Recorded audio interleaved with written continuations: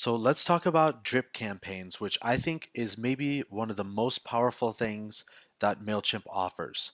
And it should definitely be used to organize your emails. And let's explain what a drip campaign is really.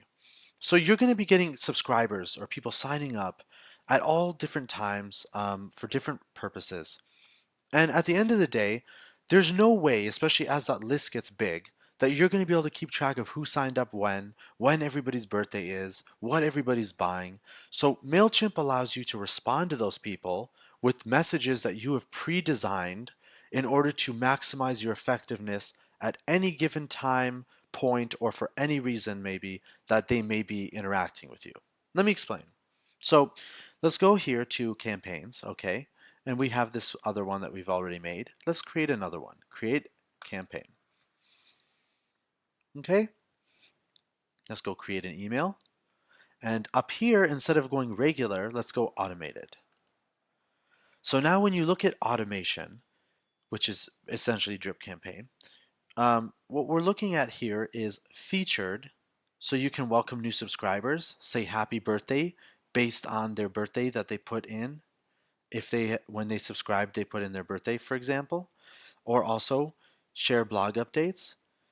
You can also do it based on subscriber activity, and you can do it on e-commerce. So if someone has, left their shopping cart abandoned, for example, and follow up on purchases, retargeting site visitors, etc. You can also do it date based. So you can actually send out on a specific date, um, you know, an email. You can also do recurring dates, reminding people to renew a membership or celebrate a special day. So this can get really complicated, okay? Very cool. Let's just do featured. So saying welcome to new subscribers, for example, okay? And I'm just going to set up a very basic one. Now remember, when people subscribe, we kind of went over how you could set up a welcome message. Remember that? And that's the first primary message that they're going to receive. Let's call this one, for example, the 1 month letter. So this is going to go out to them 1 month after they've enrolled. So let's select the list, for example, say it's Joe's Cupcakes newsletter, and begin.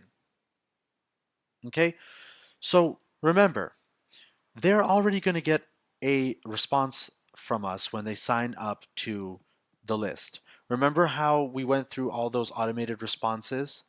But what happens a month from now or a week from now? And I'm just using 1 month as an example. I definitely wouldn't wait a month to contact them again, but probably once a week would be a lot more appropriate depending on what it is. But we're just using 1 month as an example, okay? So here we have what we call a trigger. So here it's set up for 1 day after subscribers join your list. Let's edit that. So by editing the trigger, you can wait how many days. You can set how many days you'd like to wait. So you could put 30 days, for example, or you could also just put 1 month and then put, oh, actually month is not an option. So you could put you could put 1 week, or you could put four, for example, weeks, or you could put 30 days. Kind of get the same result, okay? You can also set it up based on hours, and you can also make it immediate. So when is the trigger going to be set? You could also make it so that the trigger is set when the subscribers are imported. So what does that mean? Let's say somebody signs up and then they're going to get this email from you in 30 days. Okay, that's cool. But what if you import a list? Do you want them still to get this email in another 30 days? You probably do. So that's why you want to check this to make sure that subscribers that are imported are also going to get, as soon as they're imported, within 30 days, they're going to get this email. So go update trigger. So that's updated now. Now, what if you want to reach out to them again? Let's say in 2 months. So every month you reach out to them. And this could be every day, every week, but we're just using months as an example again. Go ahead and add an email. And then the trigger here would be, let's say 60 days. Update trigger. And now you can see that they're going to get an email in 30 days, they're going to get an email in 60 days. Okay, and now you could actually do another one. Then you could just keep adding. Let's say another one in 90 days.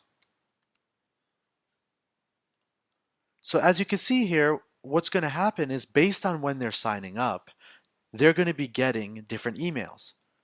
And see how it says welcome, and then it says automation email number 2, automation email number 3, and you can also schedule when the email is going to go out. What days should this email be sent? Every day? Sure. Are there specific days you don't want to include it? You could edit those out. And then what time should the emails be sent out? You could have it sent out after or at a specific time or only between certain times, etc. Okay, and another thing to remember is yes, we have determined here when these emails are going to be sent out and to who, but you can also design the emails. So see how there's a question mark? It doesn't know which email you're going to use, right? And then you can also edit actions. So you can choose a post-sending list action. So this action is performed on each subscriber after the email is sent. So what you could do is you could delete them from a list after a certain amount of emails. So after, let's say you've reached out to them 5 times, you could have them automatically on the last email, you could have them deleted. You could unsubscribe them from the list. You could have them join an interest group or leave an interest group, etc. Okay, so these are little custom things you can do. You can also utilize segments. You can edit segments. So choose segmentation conditions. So segmentation will limit your queue to only subscribers who meet the conditions set below. And you can actually set those segments. Now, oops. So we've actually exited by accident. Let's go back in. Okay, so you can actually from here design the emails or you can delete them. And when you design them, don't forget that once you've filled out all this stuff, so yada yada, which is blah blah. All right, move to the next part. When you actually go into the design, you can actually utilize your saved templates. So you can save different templates for when this email is going to go out and then utilize it. Now, remember, engagement is very important and timing is very important. That's why this is so useful. So, for example, you're not going to remember everybody's birthday, right? So you might want to reach out to people on their birthday. Also, you might want to reach out to them every 10 days or 30 days from the day that they've subscribed. And you're not going to remember who subscribed when and have that kind of time. And that's the whole point of using MailChimp, is so that you can automate these things and you could be letting MailChimp do your advertising, your email marketing essentially for you. You just need to set it up initially, and then as the people come in to your list and are added, they'll automatically be receiving emails as appropriate.